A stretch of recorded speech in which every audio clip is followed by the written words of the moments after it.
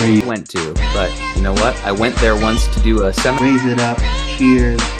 Welcome to Wanted to make sure I got the volume all right. Today, and everything works well. And we're like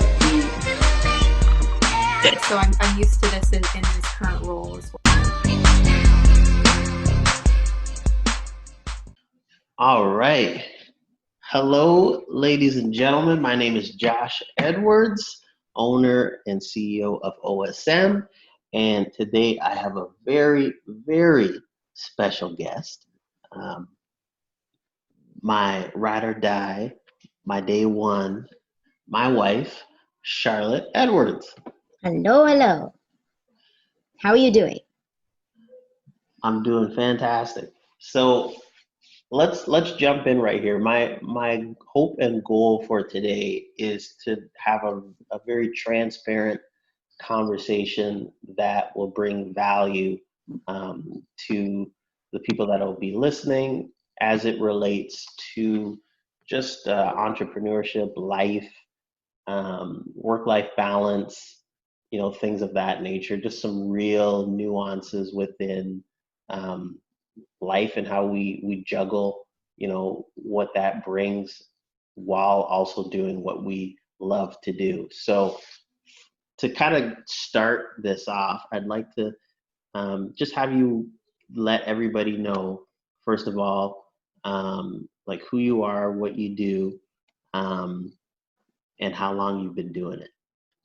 Okay, so hi guys, my name is Charlotte Edwards. I am co-owner of JC Styles here in Brighton, Ontario, and we specialize in premium keratin treatments and bridal styles. And so we've been, I'm going to say, I've been doing hair for just over 10 years, but really working down on my niche as a bridal stylist and a keratin treatment specialist, I guess for the past about 2 years. And it took a little bit of thinking and consideration from going from what we used to do, which was, haircuts, colors, all that stuff, to just doing these two specific specialties. That's fantastic. So within the last 2 years is when you decided you wanted to specialize. Is that correct? Yeah.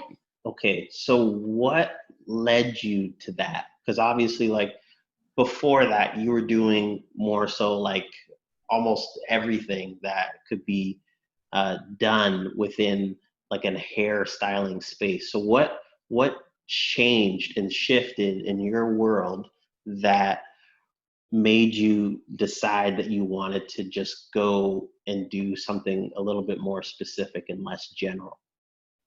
Well, I think ever since I started in the hair industry, like my mom was always encouraging me to get my foot in the door early, and so I did. And so at a young age, I was able to do the Ontario Youth Apprenticeship program in grade 12, and then just that's kind of where my journey really started. And everyone would ask me, like, are you thinking of opening up a hair salon? And I didn't really see that as my goal. I didn't really know where I wanted to go with it, but I knew that I wanted to learn lots and just kind of see where things went. And then I tried to get into different salons, different studios to see where I wanted to go, where I wanted to be. I tried like a higher end, middle end salon, and then something maybe you would call not like a lower class, but a little bit lower on the chain there. And it really helped me develop my skills and kind of helped me figure out, what I wanted to achieve and for me and myself. And then I kind of got in a little bit of a rut, kind of doing the same thing over and over again, and I just lost motivation. And then when we got married, so we were able to talk a lot about where we wanted to go, because having a partner that is kind of like-minded in growth and like, having the wheels always turning, it allows you to grow in your own mind and own expansion of thoughts and ideas. So I was trying to think, okay, so in the future, we're going to want to have kids. So then what's that going to entail? What is that going to look for the business?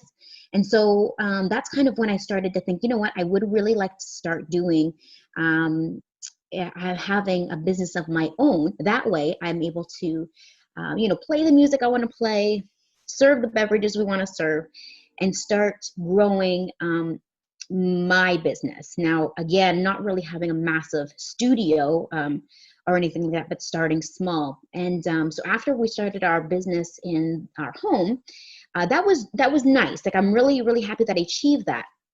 I then slowly realized shortly after that, I missed working with people, and I thrive a lot with being able to kind of collaborate with other people, and so that I was missing that part there. So my mind kept kind of going, and so social media was one of the biggest things that I had to come to learn and to grow. And I came across this I'm going to say entrepreneur, awesome stylist. Her name is Jamie Dana, and she teaches beauty professionals, stylists, on how to grow their business via Instagram with her program. It's called Rise Academy, and so when I took that, it really helped me to figure out where I wanted to continue to bring the business.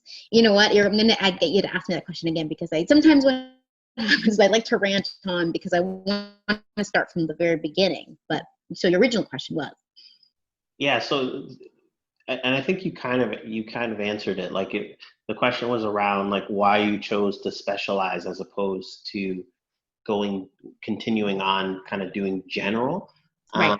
So I'll get you to answer that, and then also I want to touch on the transition, like, because obviously before you were working first for somebody, and then as a contractor, and then now completely on your own, entrepreneur, out of our house, and kind of talking a little bit about that transition as well. But we'll start with why you chose to specialize. Yeah, so the reason why I was saying all that backup stuff was because that's kind of leading into my answers. The reason why I decided to is because of all the experience that I had, in my past 10, 12 years of doing kind of the day in, day out, normal stylist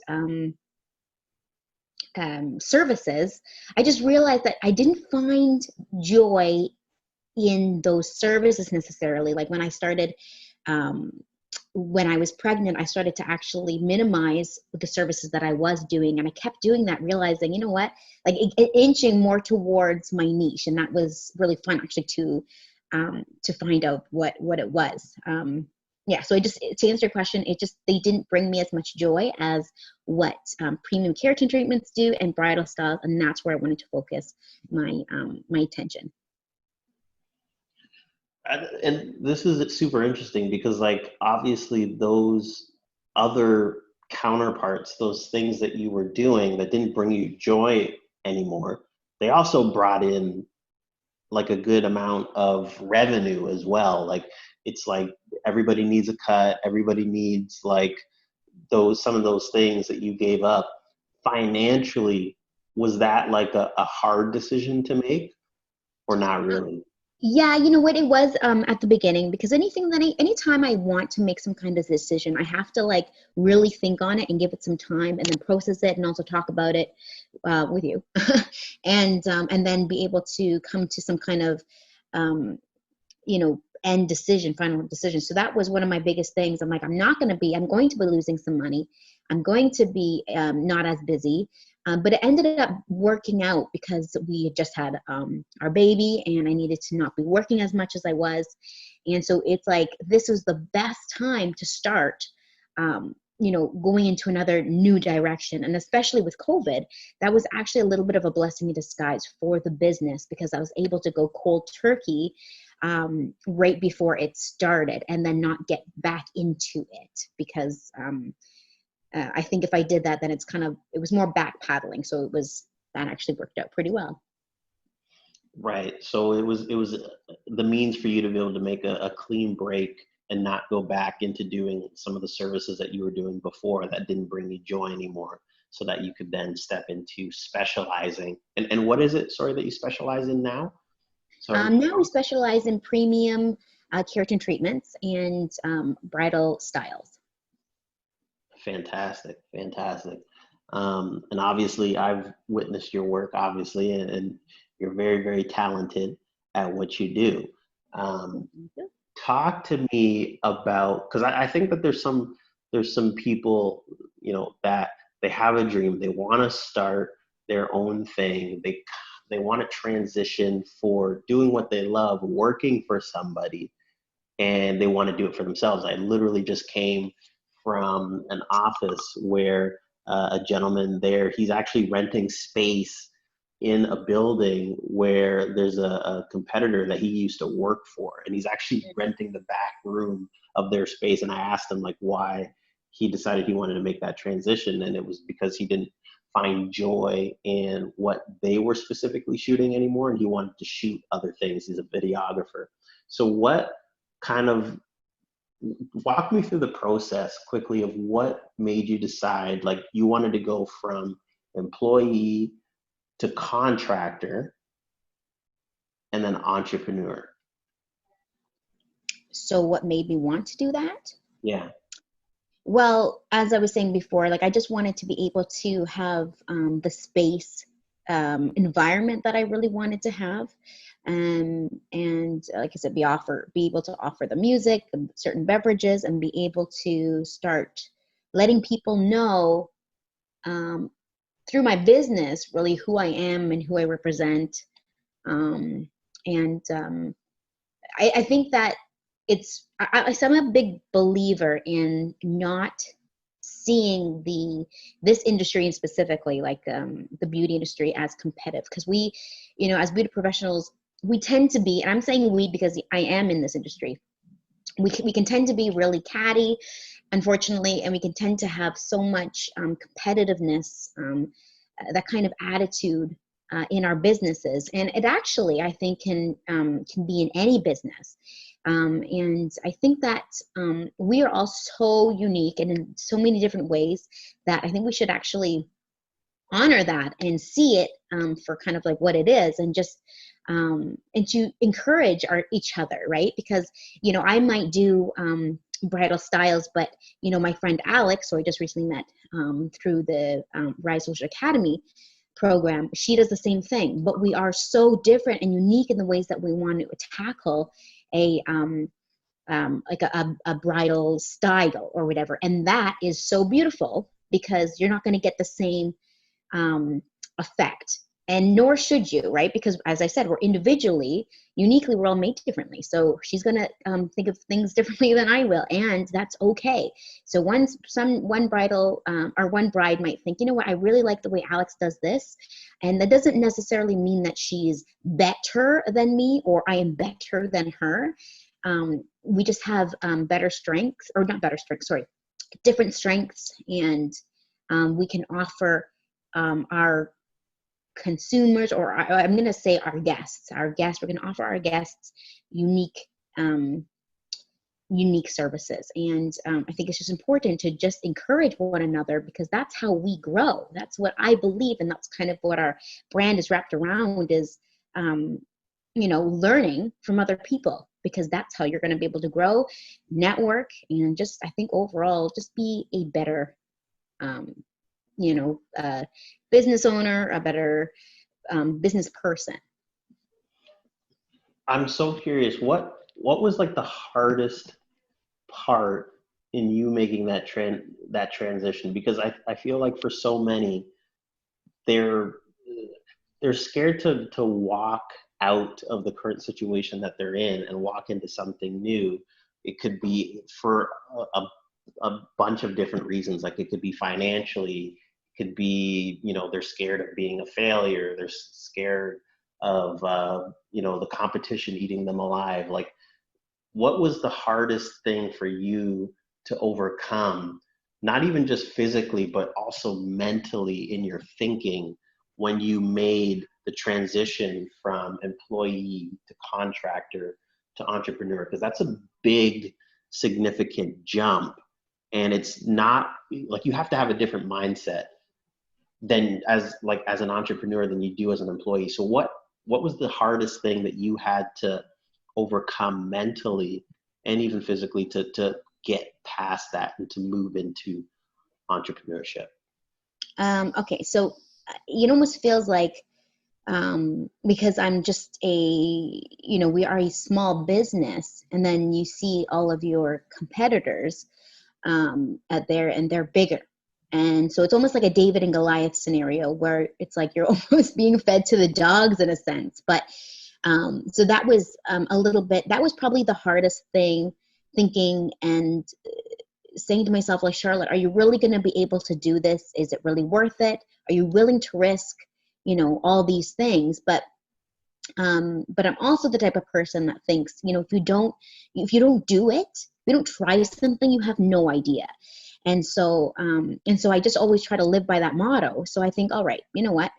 Going from being an employee, to a contractor to being a business owner, you're right, it's a very big jump. But yeah, I guess I had to be very intentional with some of my business ideas, being realistic and just starting off small. So you know how they say, take one day at a time. Well, it's very true. It's like, take one situation at a time and just see it through. And then before you know it, you're doing that day in, day in, and then you're looking back and you're thinking, wow, like I have come very far.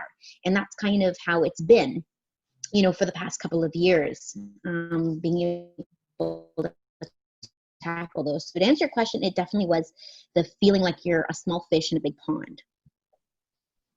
That's so true. And certainly it's like, it's a fear. It's a real fear for a lot of people. I talk to people quite often they're in the spot of wanting to transition, having a dream, wanting to, make a run at being a business owner, having their own space. And, they're getting past all of these limiting beliefs. And that's really what it comes down to. They're limiting beliefs about yourself, about what you can accomplish through hard work and dedication. I'm super interested in your thoughts on this. I think this is going to bring value to some moms, some mothers that are entrepreneurs on our page. They have wonderful businesses, great businesses, and they're also moms. They have wonderful children. What has your experience been being a mom and being an entrepreneur, and what are some things that have helped you in the balance of that? Because obviously, like, it's a full-time job. Like, we have a son, Trident. It's a full-time job watching him, and then you also have your business as well. Like, what are some things that have helped you being an entrepreneur, being a mom, and juggling those two things? Definitely pulling my resources when I can, and knowing that I really, like, I can't necessarily do it all.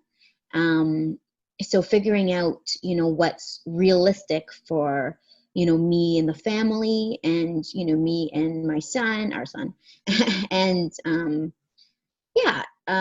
But when I mean pulling my resources, I mean, like, trying to, because I've never done motherhood before. I've never owned a business and be a mother at the same time. So networking is very important, I think, for myself. Like, I've been able to network with a couple of let's say bridal stylists, yes, and just some hairstylists in general who are moms. And it's like, I'll ask them, hey, like, how are you doing? What did you do in this situation? How are you finding work? And that'll help me to kind of navigate what might be really good for me, because to broaden my mind and my ideas is so important, because I as I said, I have never done this before, where others have gone before me and stuff. And just knowing that I can't do it all myself, and just trying to soak in all the information that you can to make really good decisions for the family. That's cool. I appreciate you sharing that, because I just think it's a real it's a challenge, I think, for a lot of moms that have to juggle that. And to get some insight from you, I think is super helpful, because it's a real thing. It's real life. that people have to deal with every day. I'm curious about something, and I'm going to dig a little bit deeper here. And it's in regards to like being an entrepreneur, being a business owner. And we talk about mindset, we talk about the transition that you've made. What are some things that you've had to, how did you overcome knowing that you were the small fish or feeling like a small fish and realizing that you could do it anyway? Because that is probably one of the hardest things for people to break through. It's just like I'm not, there's so many people out there. I love how you talk about co-opetition instead of competition, but like, what was it? Was it the action, just doing it and trying not to think too much about it? Like I feel like a lot of people dwell in that space. How did you overcome that thought and then still make the action? I think just knowing that and having a feeling in my heart that I was meant to do, bigger things. And I don't mean bigger things than other people. I mean bigger things for little Charlotte in a sense. And just being, knowing that all of those negative thoughts in my mind are negative and they're not true. And, when you hear like, you can't do it, Charlotte, because so-and-so down the road has a bigger salon than you. This person over here has better skills than you do. Like that is all negative things that can come into our minds. And it's important to try to recognize that and then to battle them in the sense of just kind of thinking, you know what, that's not true, because I am worth it and I can do these things if I put my mind to it. It sounds so cliche when people say that, but you really can. And that was one of the biggest things. It sounds cheesy, but believing in yourself and believing that you're going to make mistakes and it's not going to be perfect. But if you don't act on your hopes and your dreams, then you won't know, and you're going to stay in the same place that you were before. So I'm just the type of person that feels like, I don't really like, if I don't like where I am, I'm going to want to try to figure out how I can get myself through it. Not necessarily hop right over it, but get through it. And you know what? Like I still struggle with those negative thoughts, the insecurities, but it's a struggle that I could have every day. But it's, as I said, taking the one day at a time. Like we have just put out a promotional video that we did with Josh and Rebecca from Blog BOQ. And I think of myself and I think, wow, Char, like you did that. I am proud of you. I'm proud of myself to be able to do something like that. But originally I'm thinking, who am I to put out a video like that? Like, you can't do that. You don't have the skills to do that. Well, I may not have the skills necessarily, but I'm going to grow them and taking, each opportunity to learn, because I look back on the video and I think, you know what? All right, I'm going to do better next time. I was actually thinking after we dropped Trident off, after I did that, I'm like, yeah, I'm proud of myself. And now I have something because I've learned how to do that, I'm going to go and try something new and then new. And as I said, before you know it, you look back and you think of the things that you've done. And it's not really a glorification time for yourself. Not like, oh, look at all that I have done. But it's okay, I think, to be proud of yourself and your accomplishments, knowing where you have come from and being able to be proud of yourself from where you are. So battling the negativity in your mind is so, so crucial. And to just, anytime it happens, recognize it and try to turn it around for something positive. I love that. When we were shut down, when COVID was in its first wave and everything was shut down, salons were shut down, what was your thought and action during that time? I want to go here with you because I feel like there's a lot of value in what you took the time to do during that period of time when you couldn't operate, when you couldn't have people in your chair, but there were some actions that you took in spite of those obstacles standing in your way. And there was a lot of, there was a lot of different reactions. Like some salons just like they didn't do anything at all. Some salons like they just completely shut down and like not even posting on social media. Like what was your action during that time, and what was something that kept you going during that time as you continued to put out value for people that were clients before this all happened? Well, honestly, my initial thought was, okay, well, what am I gonna do? I know for social media, with the algorithm, you need to continue to be posting and all this stuff. But one thing that I really wanted to do, not even just because of the algorithm, but to show up. It was such a crazy, scary time. And I have hope in my heart. And I thought, you know what, I would really like to share that with people by still doing posts during COVID time and just showing up for people and still serving them in ways that I was able to. And so I was actually, it was really helpful. Jamie Dana, the one that I took the course, her course, she actually was walking us through some examples, giving us ideas on how we're going to be able to show up for our guests. Because I knew I wanted to do that. I just had no idea how. So we ended up, so JC Styles ended up working on the business rather than in it. And it was great because it was able to allow us to take the business to the next level, things that I wasn't able to do while working, still before COVID, because COVID, had a shutdown and stuff. We weren't able to do hair. I still took those days. I still had my son go to my mother-in-law's, and I would still take those days to maybe work on the website, work on posts, and just keep showing up for people. So I think was that your answering your question? Yeah. Showing up for people, that's super, super key, I think. And I think it was a huge advantage for business owners, businesses that really took that to heart and really acted upon, showing up, because like empathy, I think, is a huge gain for myself in this time. Like, really having empathy for people and where they're at and their situations. And there's so many different situations, but how can we still bring value to the end consumer? How can we still encourage and support people, even if we're not open during this time? How can we still do that? So I really appreciate you sharing that. And I think it was a huge advantage for people that did it. And I think it was a huge missed opportunity for people that didn't.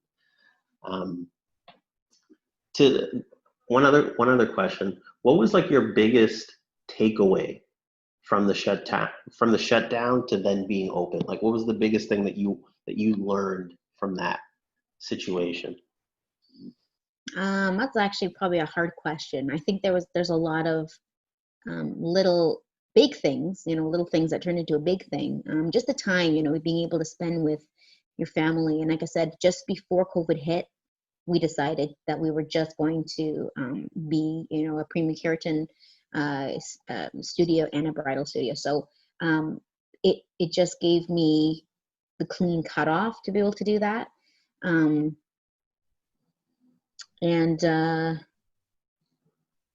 just trying to, I go on sometimes rants. Your original question is, I'm going to stick to that. So it just helped me focus a little bit more on where I was going, because in a sense I was getting a little bit in another rut, but also being able to spend family time like that. I was finding before I was just being so busy that I just was getting a little bit crazy in my mind. So I was able to get organized. So actually, the biggest thing is organization through COVID. And be able to kind of take a break, because I think everyone can benefit from taking a couple of days off, in the month or whatever, just to kind of rehabilitate your mind and your thoughts, and then coming back fresh to your social media pages, and just to kind of get inspiration and stuff like that. So that was probably one of my biggest takeaways. Love it. Love it. This is public knowledge, but obviously we're expecting our second child. And what advice would you give to an entrepreneur who happens to be a mom or mom to be, how to navigate your business in between having children? Because obviously, like, that can that can change your situation as far as like how available you are, wear and tear on the body, things of that nature. Like, what advice would you give to somebody who's they're a mom, they're expecting, on how to continue to navigate your business? So the advice, I'd say advices, small little advices, is, not putting too much on yourself is really important. Because this time of having babies, having children when they're so young, like, we won't ever be able to get this time back. And as much as our businesses are very important and they bring in income and stuff, sometimes I try to think, okay, if you're weighing them, family comes first, but it's like, what does that look like exactly? It doesn't mean that you have to stop everything that you're doing. I think it's just, how do you start to prepare? Like, I'm always a person that's thinking ahead. And I try not to plan. I used to be a massive planner. I'm trying not to be as an intensive planner, but still be organized, to the sense of knowing, okay, I'm going to be having a baby. This is when it's going to, it's going to be arriving. And this is where I'm in my business at the moment. And so what does that mean for my business? And just being gentle with yourself, because not only are you going through your hormones and stuff, and your body's changing, and it will continue to change, you yourself are evolving and developing, and just to allow yourself grace to be able to grow into that. And so what I mean by preparing, it's like, okay, so for instance, just with us, this next baby, I was considering taking some time off. Well, what does that look like? Does that mean, that if I'm not posting anything, then people are going to forget about me and all this stuff, and I've worked so hard, I'm going to lose it all? But I think I want to spend the time with my sons that I won't ever get back. So not putting too much on myself, but preparing in advance, preparing content, working hard when I can, not overdoing it, and then just letting it be the way it's going to be, and just trusting that it's going to work out. Because a lot of times we are overthinking in our heads. We are, as I said, having those negative thoughts, and they will enter all the time. It's just what we do with them. And you know what? Another, I guess, piece of advice is start to network with other mothers, and just be open-minded, and try to, be uplifting to others as they are uplifting you, because we can't do this by ourselves. And it's hard. It's really, really hard. And just be open about your feelings. Be open about your ideas and stuff like that. And then, like I said, before you know it, it's going to be a month, 2 months, 3 months, and you're going to look back and think, wow, that time has flown by. But what are you doing in that time to make sure that you're taking care of yourself and, your mental health and your family and your business? I love that. Yeah, I think that's so true. We often get in our own head, and we can be our biggest enemy or discourager. But yeah, getting perspective from other people, getting support, encouragement from other people is so key.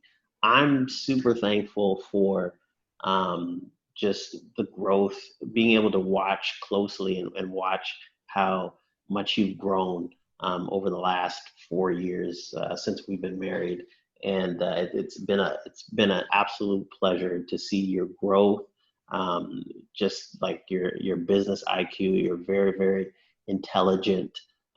You've made some terrific decisions, and I'm super, super happy to be on this journey with you. So I want to say thank you for being a part of my podcast today.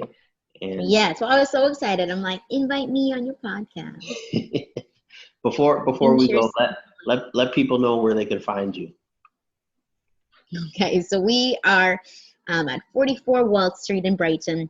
And as I said, if we do specialize in premium keratin treatments and bridal styles, and you can actually find us on Instagram at We Are JC Styles, on Facebook JC Styles, and there you can actually I have set it up that you can go and see, all of our services, what they include, some pricing, and so we're all about trying to help you make a decision, the right decision for you, and just help you throughout your journey, right? Because as I said, it's not about competition and stuff, but helping the bride figure out, what styles are good for them. And, even if we're not the proper match for you, that's all right. I'm going to help you. And by referring you to somebody else that I know. And with the keratin treatments, you'll be able to get a little bit more information on those if you click on my highlights, that's labeled keratin treatments. And if you have any questions about those, feel free to ask. Don't feel like if you're asking me, I'm thinking that you're going to book right away. It's just, again, it's a journey to figure out, okay, well, is this right for me? So there's a lot of information there. So definitely go check them out.